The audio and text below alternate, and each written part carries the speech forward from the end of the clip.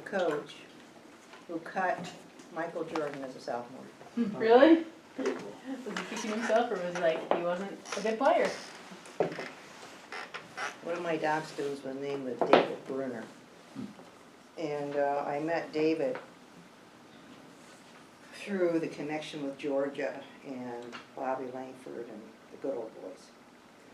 And David Bruner was coach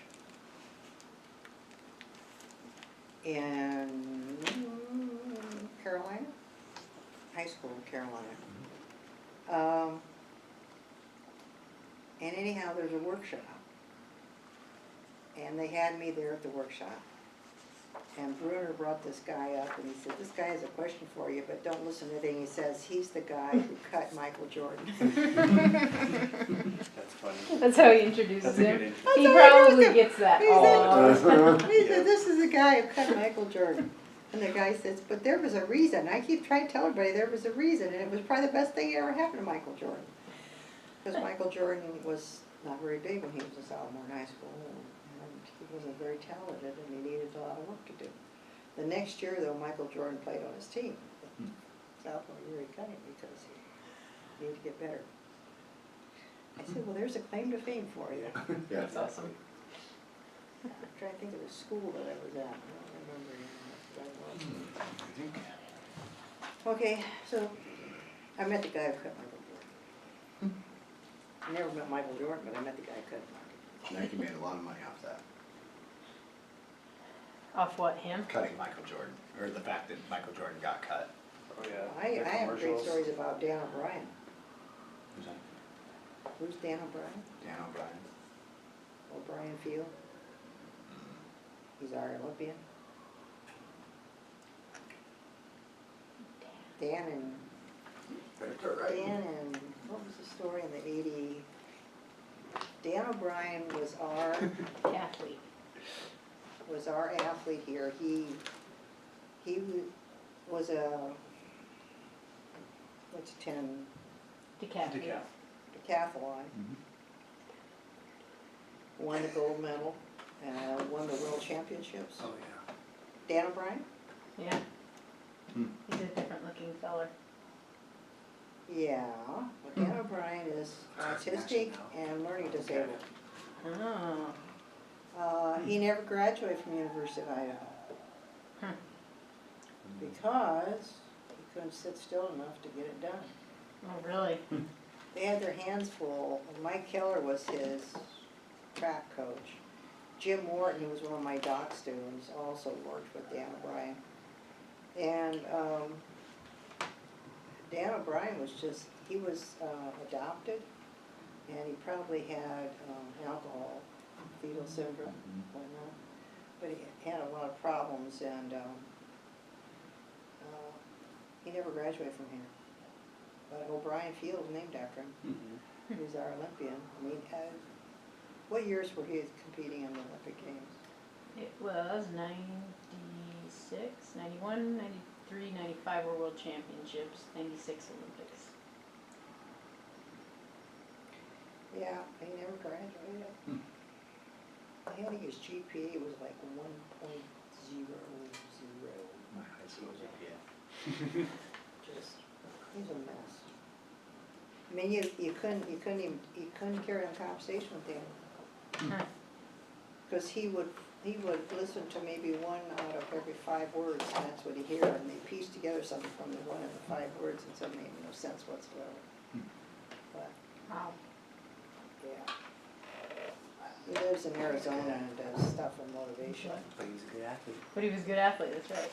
He's a tremendous So, athlete. question, how did he get into school? Well, back in those days, there were a lot of people who somehow stayed eligible. That was before the NC2 had a lot of its rules. You could keep a cockroach eligible for 3 years. Yeah. We had our core, before the core we have now, was very broad and very open, and you could just keep yourself eligible by taking courses that were just paper courses. That's how they kept him eligible. That guy couldn't walk, talk, spit at the same time. Just, no way. saw it, I was bringing back the communications degree. That's the one, that's the athlete. That's the Organizational sciences is the degree. Is it? Communications just the emphasis. Well, organizational science, I don't. It's all online. Yeah. Okay, who's gonna talk about what with whom here? Well, I thought, so the interesting thing about Michael Jordan to me is, I mean, obviously, he's in the era that we were all growing up, those little kids, since we all knew who Michael Jordan was. And I never once thought, and I actually talked about this with my husband, it's like, yeah, I never thought he was black. Like, I never thought about that. It Yeah. wasn't a thing to think about, ever, with Michael Jordan. Sure. It's like, he's just Michael Jordan. Yeah. And the same was true, I think, of like Shaq, Karl Malone, Yeah. those guys that they were just basketball players, good basketball players. Yep. Jordan emerges a non-threatening black man whites would accept as one of their own. I think they used the word transcended about 700 times Yeah. in this Oh, chapter. yeah. This was an interesting chapter because Michael Jordan kind of kept to himself, like he doesn't. But you have to understand, those Talk a guys lot. were all under a different contractual system. The Muhammad Ali era changed the way contracts were written for athletes. And Michael Jordan and all of the athletes from that period of time forward have morals clauses in their contracts. And they can be dismissed, and they have been. I mean, they have a lot of power on them, whereas before they didn't. So, part of the deal was they had to keep their noses clean or else they would lose their contracts. And many of these athletes also ended up with agents who were very smart about promoting them through the foundations they set up. So the foundations that now acted as a tax shield, but it also made them look a little cleaner in their lives because they were donating all this money to whatever, but they were tax shields. Jordan and all those guys are under a very different contractual system than Bill Russell. Bill Russell. Very, very different system that came about, and so those guys, Russell and all those guys before, spoke up. They had something to say, right, and they said it. The guys after that, if they did, they would lose their contracts. Very, very specific how they manipulated. There's a guy by the name of David Zirin, and you might want to read some of his books if you have time. Zirin talks about this in the book, What's My Name Fool? Zirin, is Zirin have anything in his book? I don't recognize David his name. Zirin, Z-I-R-I-N. Zirin talks quite a bit about the politics of this kind of stuff and how these guys are manipulated.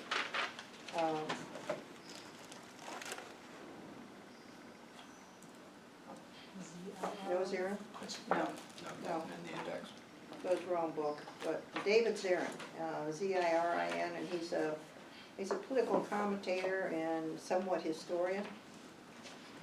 But his contention is that all these guys, from that period of time forward, that the contracts in corporate America kept these guys right there, and they didn't dare.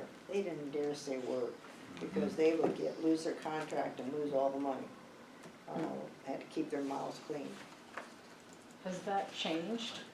Well, not a lot, because remember when the basketball players were all wearing the chains and who were the guys with all the models and whatever? That wasn't just corporate, that wasn't just their own contracts, but the NBA came back and they put a number more morals clauses on that those guys had to show up at the games in suits. Yep. Now, They've gotten a little relaxed on it. well, a little bit relaxed, but now Sports Illustrated does, there's layouts of those guys with their designer outfits, Yeah. right? The NFL is really have them all under control. They can't show up with the bing and bling blings and whatever, because those guys, who was that guy? Rodman? Yeah, Rodman Iverson. and, Michael- Iverson. Allen Iverson. yeah, Allen Iverson. Michael Jordan's first game, I thought it was awesome how they like talked about it in here. He showed up in a fur coat and a giant chain. That was his first All-Star That was his- appearance. Yeah, because he was like, that's what I thought basketball players wore. And then he was like, I didn't like it, and so he changed it, and then he showed up respectable. That's right, I forgot. Yeah. Yeah, they have a lot of, the NBA Yeah. had their hands full because they forced the players to provide a family atmosphere. And they're still covering them up a little bit with the tattoos, aren't they? It seems like they're opening them up a lot more. Yeah, a lot more, especially with like, if you look at LeBron's completely tatted from his neck to his toes, and you just can't tell because the guy, Because he's black. he's really black and his tattoos are too. So, Mhm. but a lot of them, yeah, they don't. I don't know. Their NBA is getting a lot more lax on a lot of stuff, and Well, it will until it hurts them some way. yeah, What I have found out about morals and ethics with professional sport and the big power conferences, they won't do anything until it hurts their pocketbook. Mhm. When that hurts their pocketbook, they'll step in. oh yeah, And and everything they've done to control those athletes has all been about pocketbook. yep. I mean, look at the NFL this year compared to last year. Last year, everybody was kneeling during the national anthem. The NFL lost a ton of money because people stopped watching it. So before this season, they came out and said, no more. And that's what I that. wondered, if like something like that, Yeah. it's been more lax recently just because they were able to do that. Mhm. Well, they just can't afford it. And so Yeah, they lost the a lot of rules and money. regulations that they have run, the whole thing about the NBA, their behaviors, the binglings, and all of that's changed. Now, as I said, that corporate image of those fancy suits that those guys are wearing, they have to come to the game looking like businessmen. That what they said to them was, this is a business, you will dress as businessmen when you come in. They haven't done that with football. No, not really. Or baseball too much, but they don't pay attention to baseball. But they haven't had the guys come as thugs and Yeah. who? And that was a big thing with David Stern when he was commissioner. Adam Silver's kind of been a little bit more relaxed on it in the last couple Well, of they years. had trouble with those guys. Yeah, in the early 2000s, it was bad. And they were all bragging about how many kids they sired from Yeah. whatever. Mhm. It was not good. They They were had to all- do something. They were all trying to be gangsters with all their money, basically. It's interesting because it's like they're forcing them to be better people, but why are they doing that? Because of their pocketbook, Yeah, right? because the image. of That's being- very- yeah. In my experience, the only time Hi. hi Sam, Hi. the only time that organizations do the right is because they have to. I worked with the Bar Association and it was the same thing. Worked with the Air Force Academy, it was the same thing. I worked with the Naval Academy, it was the same thing. Worked with USMA, why I ended up there was because they had issues, they didn't know how to deal with them. They don't do it on their own. They always something happens to force the issue that they have to try to do something. Has to show the world that we're doing something, or we're in charge, whatever. So Michael Jordan was part of that corporate structure, and everyone since him are under those rules and regulations that they step out of line, and that's exactly what's happened. That's why Woods lost all those contracts. Because all those contracts all have morals clauses in them. It's the same story that happened with the football coach at WSU that went to Alabama, Mike Price. You know the story? Okay. I get a telephone call from the coaches at Georgia, laughing on the phone. And I said, you're not gonna believe what happened with Mike Price. Well, Mike Price was here at WSU. And we're up here in the Pacific Northwest, and we're kind of lenient. You know, we don't really care what goes on as long as you keep your nose. Then everybody just know what's going on upside your nose, whatever. Mike Price was here for a period of time, and he coached WSU to the Rose Bowl, right? And he became a little bit famous, and they had an opening at Alabama, and they hired Price to become head coach at Alabama. He was wheeling a deal with them on a contract and never had one signed. In the process of doing it, he would have been there for a while. When Mike Price was at WSU, I got this from Leigh Tuala, who was one of his coaches, Price liked to hang out at the gentlemen's clubs up on State Line. Now he's a grandfather, he's a father, he's a husband, and liked to hang out at the gentlemen's clubs. Okay.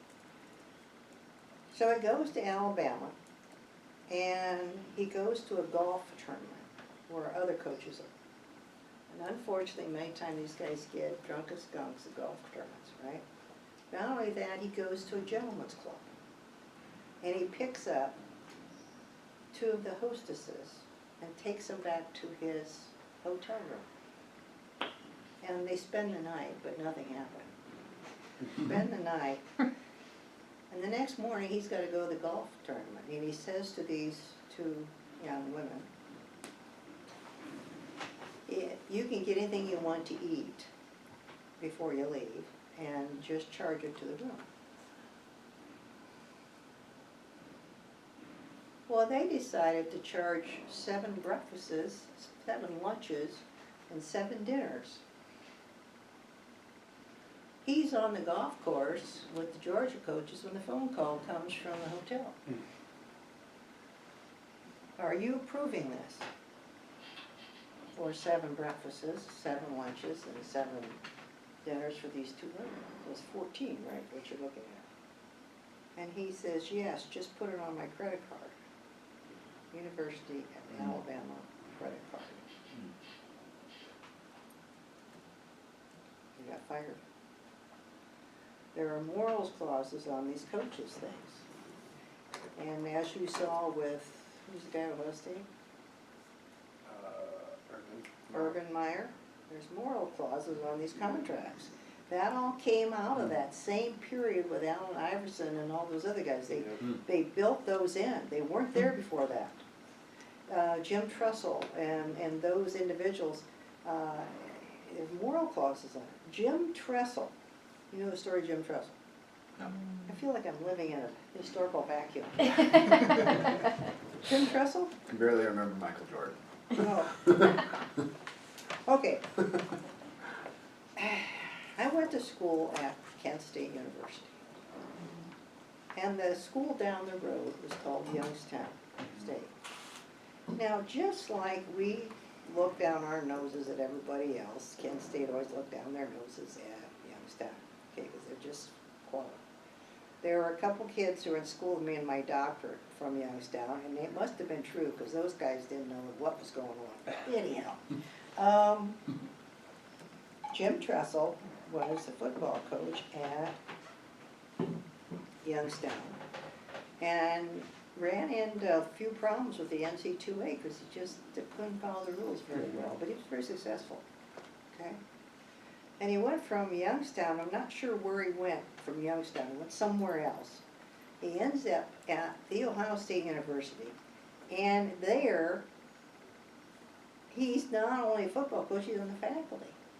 And he's going to teach classes in leadership and ethics, all right, because he's a champion of all this, right? Of course. Well, he's the guy that a few of the players got into selling their memorabilia. Remember the story about the guys that sold memorabilia? You're not allowed to sell your stuff, a player. You're not allowed to sell your goodies, okay? That's a form of stealing, whatever. You're not allowed to do that. Well, they weren't just any guys. They were very good guys on the football team. So Tressel decides to hide it, what they're doing. So he tries to cover up what they did, and it just went badly, right? And he gets caught in not only the fact that this is going on, but doesn't control these players, and he's lying about it. And he's the ethics leadership instructor. So he gets caught on it, and it's just a mess, absolutely a mess. They try to get players to intrigue and conspiracy and whatever, all the lying they're doing to try and cover everything up. And they had some players, they tried to get them to be able to play for the Rose Bowl or the Somebody Bowl. And then they got them in to play for that bowl, and then they weren't supposed to play, then they were supposed to set out for another couple of games and whatnot. But the whole story comes out finally, and Tressel gets fired. From where? The Ohio State University. Oh, okay, okay, The Ohio State University. okay. So, but it's not over there, for Jim Tressel, because he's beloved north of Columbus. So he goes to Akron University, but he's now banned. He is not allowed to talk to any athletes in the NC2A because he's been such a bad boy. But the University of Akron knows a good thing when they see him, so they hire him as the assistant to the president, Who's the university? Akron University. Wait, it gets better, The Zips. because I'm looking at him. Yeah, the Zips, right? So what he is Okay. he's assistant to the president. And as the assistant to the president, well, he can speak to the football players because he's assistant to the president. So it kind of helps their football recruiting a little bit. But there doesn't end there. Oh, God. He's there for a number of years, and Youngstown State University thinks he is just a quality human being. Remember I told you about Youngstown State being a little wish? Became the president of Youngstown State University. It says he's still president, took office in 2014. Yep.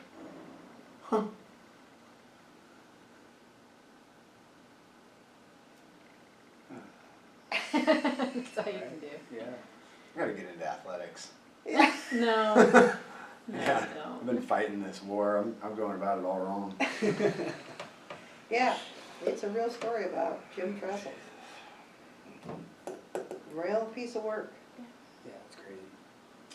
It doesn't matter who you like, what your character is, it's just who you know. Nepotism is life. Well, Maryland, you know, the mess was going on with Maryland right Right. now is Damon Evans got fired at Georgia for having a woman perform oral sex on him. He got caught on a street corner as the athletic director at University of Georgia. He gets charged with whatever that crime that is. I don't know what crime it is.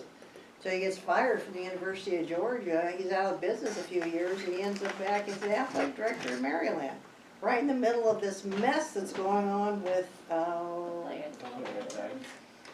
Yeah. Did the president or did the athletic director quit? One of them He got the quit. fired. president quit, President quit. and then but he quit for June of next year. Then he turned around and he fired the coach, and I think the athletic director's fired too, isn't he? I think didn't that was like- the article that I was. And not the athletic director, the head of athletic trainer, Oh, excuse me. I know. But athletic director came in the middle of all this thing. But Oh, wow. you would think that if somebody got arrested for having oral sex from a prostitute when you're married with 4 children, I would think that you may not want to hire that person as an athletic director of a major institution.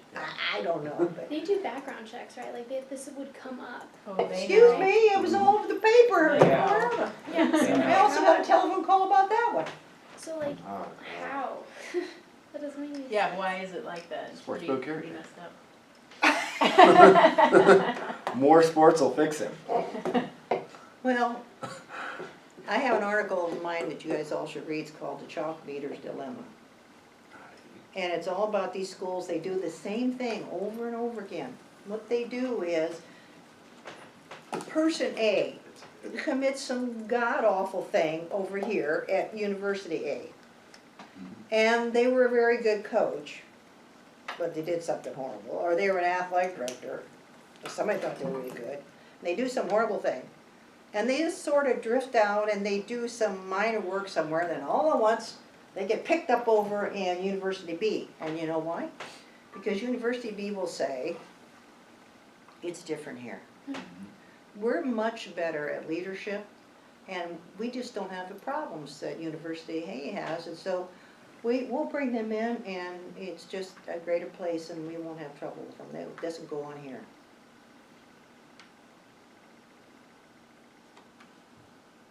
Just like my little papers about white chocolate. Not supposed to eat chocolate, so I just eat white chocolate. But it's okay because it's not chocolate. Oh, yeah. Different. So like- it's called equivocation, it's a form of line, right? It's like, Yes, I just equivocation. do whatever. It's like Mike Leach. Oh my Right. He's God. in the news again. Did you see that? What happened now? He tweeted something that President Obama said, but it was a doctored video that somebody came in and said that Obama said all these like super bad things, and then Mike Leach posted the video, and then people told him it was a hoax video, and he just went off on all these people saying that it was real and all this stuff for like 8 hours, and then he deleted all of his tweets. This was like probably 2 weeks ago. Lately? Yeah, Yeah, He just does it like all the last time. a week. week ago maybe. He Oh does yeah. this all the time. Oh yeah, all It's the like time. the second time. Yep. It just keeps coming up for all these interesting things. But because they're doing so well. Who's gonna notice? Yeah. Oh yeah. You know, he abuses that kid and throws him in a little hothouse Yeah. because he's got a concussion, and they're gonna cure it in a little hothouse. Oh yeah. And forgot that the kid's father's with SI. Sports like, Source What did he Sports do? Illustrated. Okay, Sports Illustrated writer's son was an athlete at Texas, State. no, A&M Maybe, I can't remember. I think it was A&M actually. or Tech? It wasn't Tech. A&M? Mike Leach was at A&M or Tech? He was very successful there. Very, very successful. And he wrote a book, Swing Your Sword. I read it. You guys all need Or to maybe read it it. was Texas. You need to read that book. Swing He's a Your quality Sword. human being. Mike Lee, Oh, yeah. that's right, you do. Yeah. This Texas guy is a Tech. quality, Texas what? Tech. Tech, Yeah. This guy's a quality human being. So he's at Texas Tech, and who is the guy was the SI writer. His son is playing on Texas Tech and gets a concussion. And Leach doesn't like those little wussies. So he gets after this kid because he's not tough enough. So he sends an athletic director with this kid. It's Texas, by the way. And they have a little metal building out in the outback, and they take this kid and lock him in the metal building. But didn't take his phone away from him. That's how stupid they are. So they stick him in the little building, lock him in there in the heat. And this kid's in there, his phone, texting his dad about where he is, taking pictures. Gee, he got fired. Wow, I'm really surprised. So he gets fired from there. He sues Texas Tech. He is a lawyer, never practiced. I don't think he ever passed the bar. Maybe he did, I don't know. So he sues Texas Tech. He's out for a little bit. In the meantime, Bill Moose, who ran WSU into the hole, $60 million. The athletic, this is a true story. There's $60 million in debt. That's under Bill Moose. Bill Moose goes after Swing Your Sword because he's going to do great things for WSU. The guy's a lunatic, crazy guy. He's nuts. This is the head coach. Oh, This but is- there's more to this story I too. remember this guy. Okay, there's more to this than the story. There's a guy by the name of Bill Drake. Bill Drake was the head athletic director at WSU. He was one of our students. Now, he took a class from me 4,000 years ago, not a graduate class, undergrad, but he comes from an educated family and pretty proper, decent sort. He's the head athletic trainer, and he's watching what Leach is doing. And Bill Drake said, it's crazy. You can't do this. You can't treat these kids like this. So what does the university do? They fire Bill Drake. Cover it, cover up. They fired Bill Drake. Bill Drake wanted athletic training to go through the university position and not have to deal with Leach, because Leach is crazy. University fires Bill Drake and puts the athletic trainers under Mike Leach. That guy's crazy. And he's the current head coach. He's the at current Wesleyan. head coach. Yeah. It's good. But they're 8th in the country, so. Right, they're doing so well, so it's the most important. Bill Drake's an assistant athletic director at Gonzaga now. That's a good place for him. And then He'll work his way, he'll get his job back. Moose is the AD at University Oh, of he Nebraska. got fired. That's what happened to him. Okay, so he's, Rick was So the he- AT or AD? AD. He was the AT, now he's the assistant. Now he's an AD. He's an assistant athletic Oh, director okay. at Gonzaga. Okay, Who, Bill is? Drake. Yeah. Yeah, he's a good guy. He's a really good guy.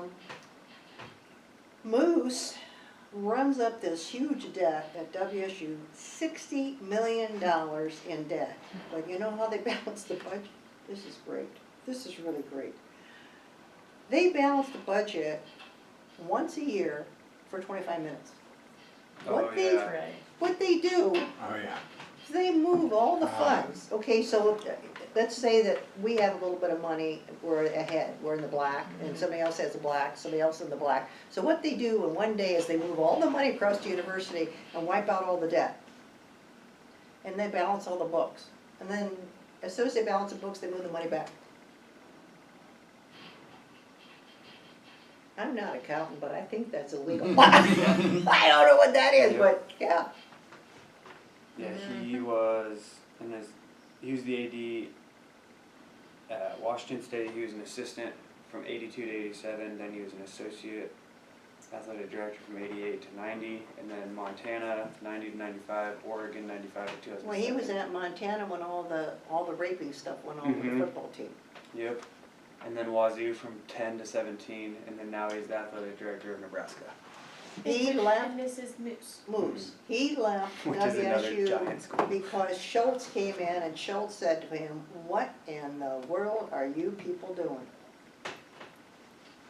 And Moose got in a big fight with Schultz because Schultz said, "You're gonna balance his budget." So Moose said, "No, I'm not." He went to Nebraska. They got $6 million in the hole. Well, there any, I can't find any universities without athletics programs. What? Are there any universities in the country without athletics programs? Yes, University of Chicago, no, University of Chicago, try them. I know some people don't have football, but No, there's a women's, I don't know if it's a university or a college in University of Georgia. Oh, yeah, I know which one There's that probably one a is. few colleges, I feel like. Yeah. I think they were a D3. My sister-in-law went there.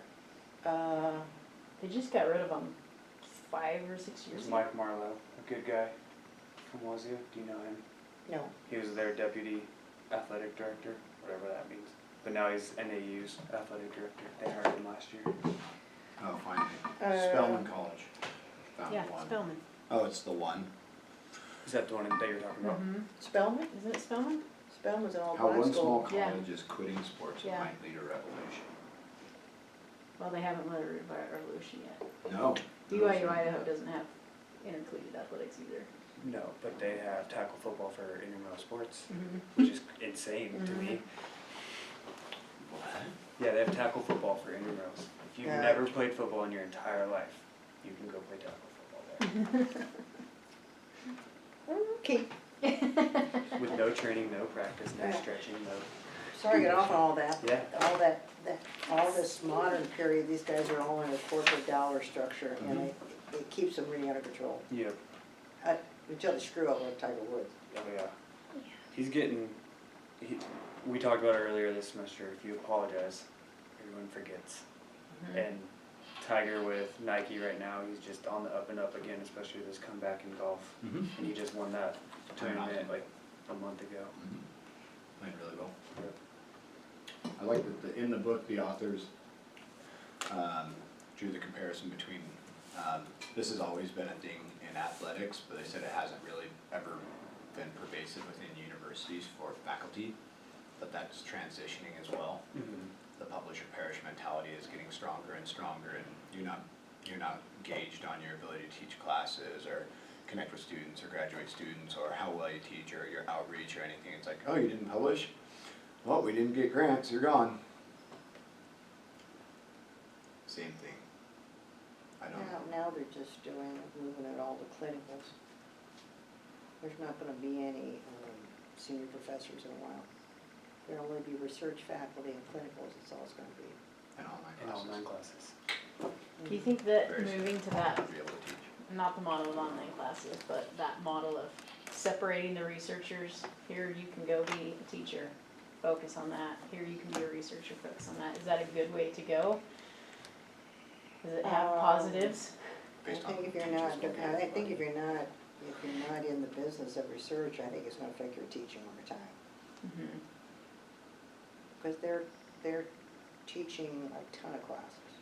Mhm.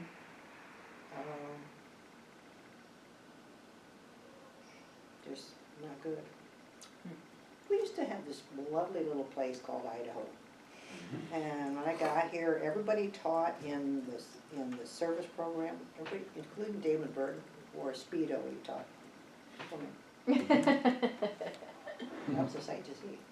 But he did, he was pretty good at it. He was a good instructor. He was good at it. He also taught basketball. So we all had to teach 1 or 2 classes in the service thing, and we all taught undergraduates, and we all taught graduate students, and we all did our research. Mhm. But somehow we got along just fine. Then the university started drinking from the water. And so now that doesn't count unless you do research and you get grant dollars. And that's all a disaster. Grant dollars are horrible. You gotta deal with all these bean counters along the way. It's bloody awful.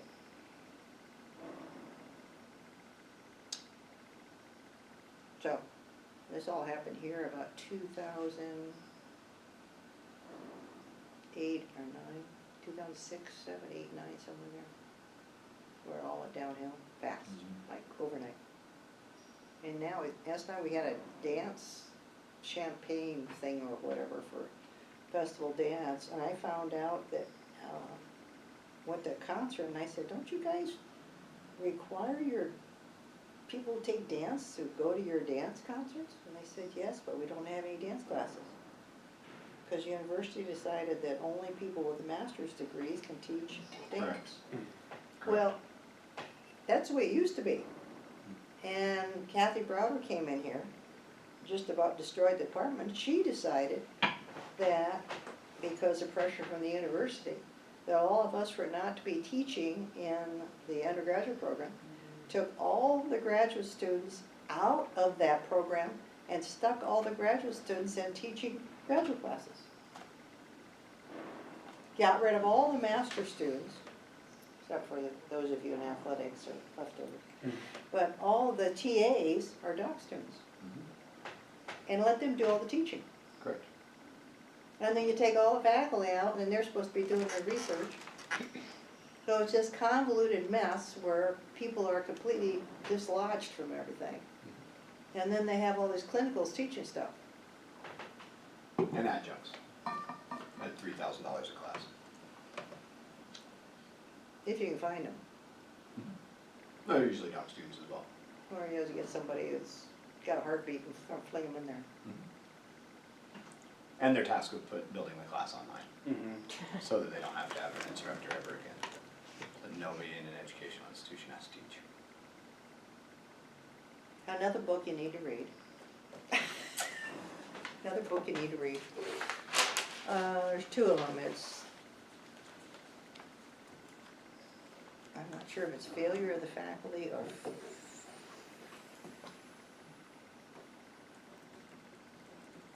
I got one from Trevor. It says he's hurrying.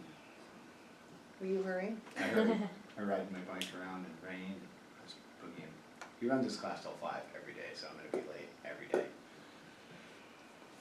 Just accepted I run on a 5-minute late schedule everywhere.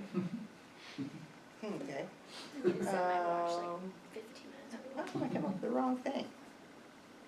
Right? It's either called the Failure of the Faculty or the Failing Faculty. Oh, you guys have computers. No, it's gonna be, you gotta go through Amazon, so I can see it.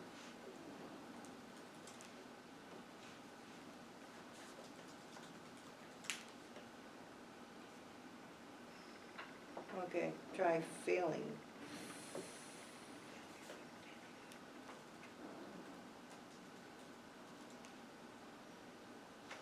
Scroll up, down, whatever.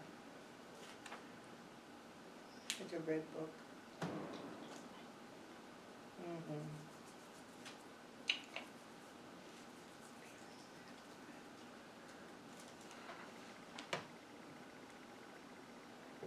Are you by their feeling? No. Glass feels in the glass, damn it. The last professor, look at that one up. Which one? The last professor. The last professor. Correct. No, last professorate. There it is, the last professors, the corporate Okay. university. Mhm. That's by who? Donahue? Yep. Donahue, now scroll down, this one will probably show up.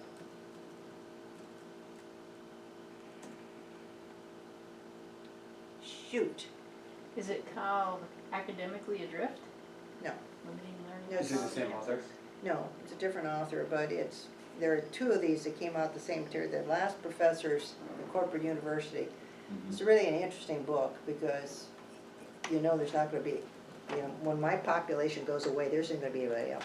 The Fail of the Faculty? There you go. Boom. There it is, the fall of the Fall. faculty. There you Fall. go, thank I you.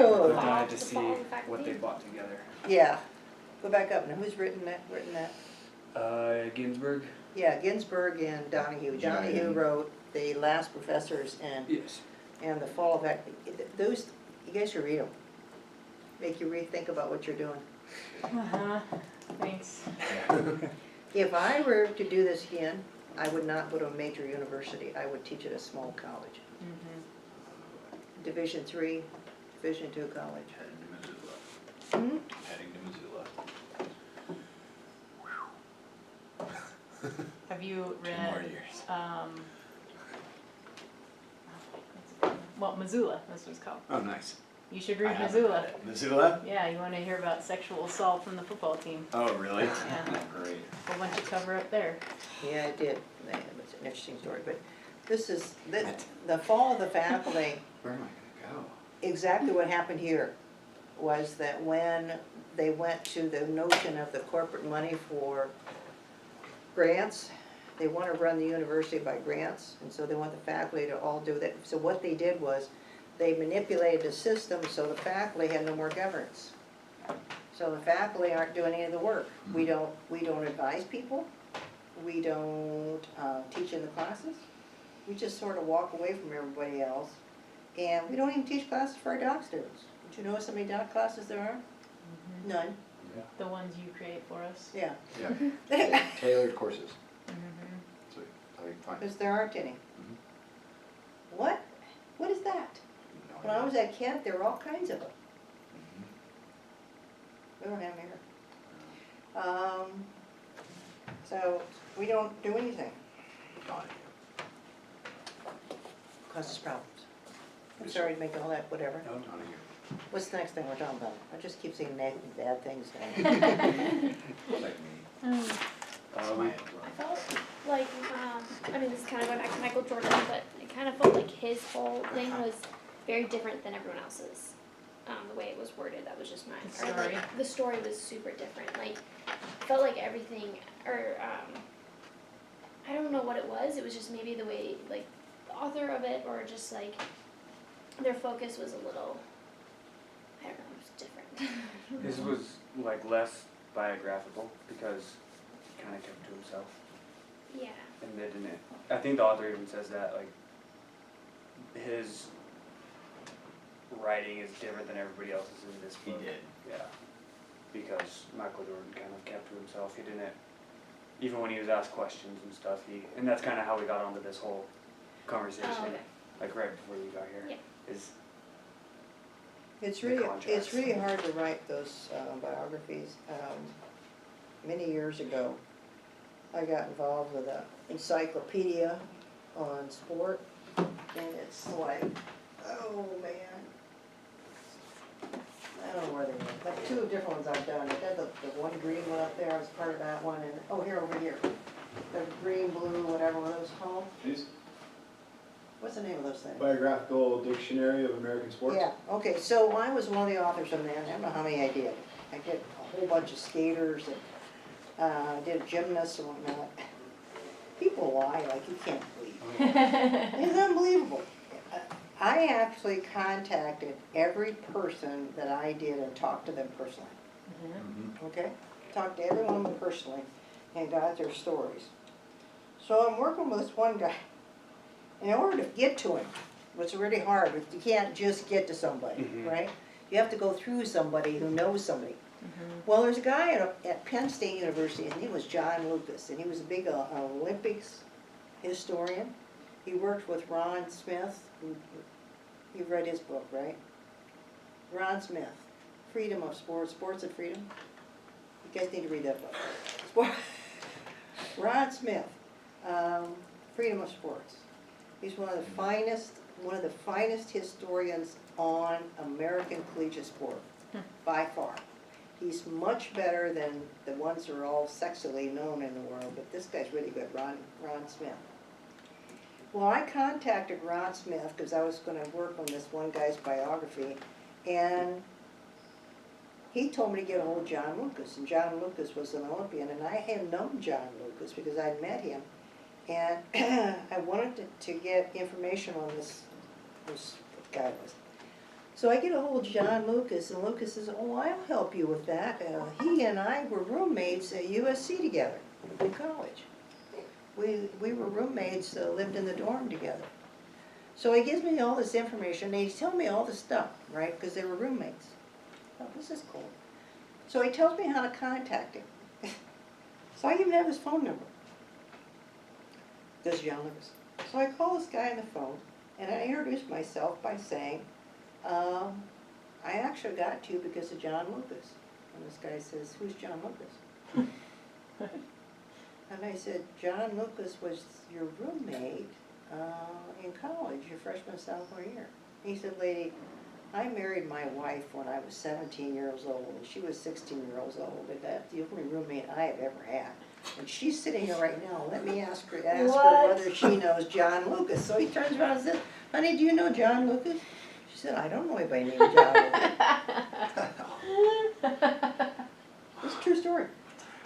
Why would he say that? He would know that you'd find out. If you get a hold of him, Yeah. trying to I get a guess hold of the that's guy, hoping maybe you didn't. Yeah, well, the guy for some reason picked the phone up.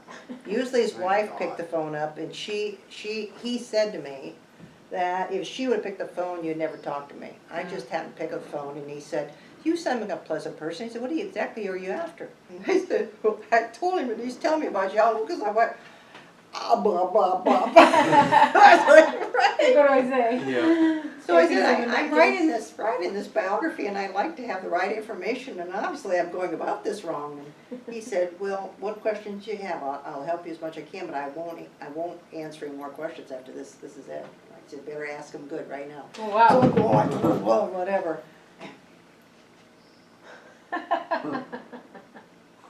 And John Lucas, you look him up in Olympia, look his name up, John Lucas in Olympics. That's He crazy. was a major historian in Olympics, John Lucas. And he lied to you. He lied. And then I got hold of Ron Smith, and I said, "Ron, what?" Right, and Ron Smith said, "Well, he lies a lot." I wonder if people intentionally lie, because right at the beginning of class, I was like, I just heard this doctor over here said about He overseeing died. someone That's him. dissertation. Died. He's like, it must have been a quarter century ago. So I did the math and I said, oh shit, I don't know, 1992. And she goes, nope, that's wrong. It's like, well shit, I just heard it 10 minutes ago. He told me a quarter century, so I just did some quick math. Sorry. Like, God, I don't even know what to think. And I just read a peer-reviewed book that nothing was correct in. By McLean, Hurd, and Anderson. I wrote a 15-page paper on it, and now it's whatever. I'm sorry. I know. I was like, how do you even get accurate information if you can't get it out of a triple peer-reviewed book? Because they're not reviewed on that. I I told know what to you, read I was the anymore. reviewer on Coakley's book. The reason I won't use Coakley's book is because it's got so many errors in it. Mm-hmm. This is Krauss's. It's weird they call it Krauss's Recreation and Leisure. That's because it was originally Krauss's book, and everybody, what happens is Stole it or if they something? pass it off on people and they just pick it up, they just keep redoing it, changing So it. that's what happened to Yep, that's him. it. Oh, Jesus. I don't know what to do with that paper now. I want to throw it It's away, just but- a Penn State news Oh, article. yeah, okay, I didn't see that. I didn't scroll down for Send it in for publication. Well, maybe because he had dementia, he was just lying to me and then he was Yeah, lying better, right? Maybe. Because there's that other article, the first one. in 2013, he says he can no longer recall his life's mission. So maybe he was. Yeah, but it was a long, it was, this was a long time ago I did that. Not 3 years It was ago. that he didn't have dementia back, maybe he did, I don't know. But I did find that out, and all the stuff that I've done is, and I was biography, because I talked to every person personally, and a lot of stuff written about people, our lives. Not quite what it was. It's, what did Tara Westover say? It's my story, I can say whatever I Yeah. want or whatever. Yeah. It's like, oh, but you should have some truth to it, right? Do you remember the guy who was, if you see the movie, oh shoot, The Right Stuff? Chuck Yeager? Do you know who Chuck Yeager is? Wasn't he a pilot? He was a great pilot, Yeah. right, he was Wasn't he a test one- pilot. Wasn't he one of the first, or First ones broke the sound broke the barrier. sound barrier? Yeah. But he wasn't picked for The Right Stuff because he wasn't a college graduate. Okay.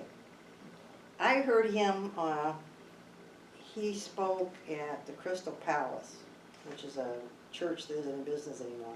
But anyhow, he got up there and he told this story about breaking the sound barrier. And he said, if it didn't happen like this, it should have. I thought that was a great line. Yeah. If it didn't happen like this, it should have. I like that. I'm gonna start saying that. Right, isn't that pretty good? If it didn't happen like this, it should have.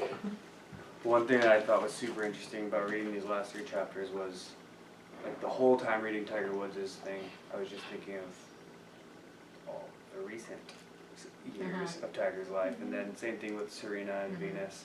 And then I was talking to my wife, I was like, it'd be interesting for someone to do a follow-up on Tiger now, and on Serena now, and then add some more people, like LeBron right now. He signed a life contract with Nike, so he has tons and tons of money for the rest of his life. Oh, wow. And he just started his, the LeBron James Foundation. Yeah. They did the I Promise school. Mhm. There's like a couple thousand kids Correct. in this school That's now, awesome. and he promised them they have free tuition throughout college. Every kid who graduates Wow. goes to the school. They get Not just that, it's Yeah. every child Yeah. who is a resident of the city of Akron, Yep. every child gets a free education at Yep. University of Akron. Wow. That's how much money. Exactly. Wow. He never went to college. Mm-mm. Yeah. And his Oh, mother, you're right. He was Oh, just that's driving out of high right. school. He That's was right. the I last didn't know guy. that. and his mother was absolutely friggin' nuts. And it says in the story back home, when he was in the 4th grade, he missed something like 100 and some days of school. Yep. Wow. Yeah, there's He said, I was this skinny little kid scared to death with a mother that I never knew where I was gonna be, and I don't want any other kid to have to live like that. And he also said about his own children, I didn't go to college, but my children will. Oh, yeah. They won't make that mistake. Yep. His oldest son